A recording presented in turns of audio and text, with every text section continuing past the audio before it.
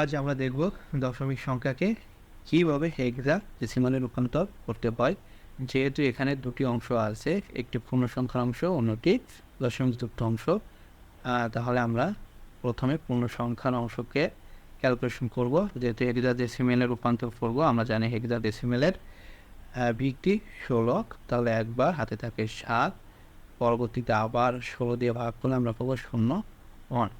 দেখেন, এই 16কে 0 দিয়ে গুণ করলে আমরা পাবো 0, তার সাথে 1 যোগ করলে আমরা পূর্ববর্তী যে সংখ্যাটি ছিল 1 সেটি পেয়ে যাব।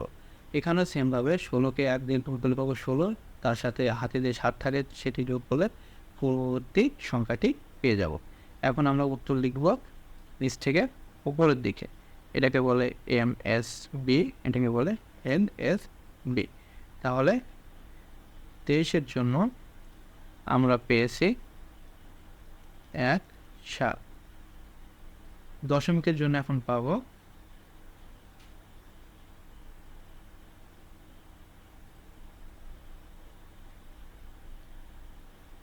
দেখেন, দশমিকের পরে আমাদের 0 চলে আসছে। এই কারণে আমরা আর পরবর্তীতে কোনো ক্যালকুলেশন করব না।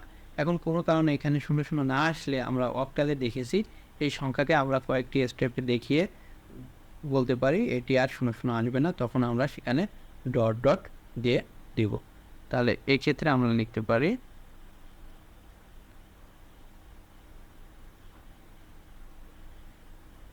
এখন এই দুটি সংখ্যাকে একত্রিত করলে আমাদের উত্তর পেয়ে যাব।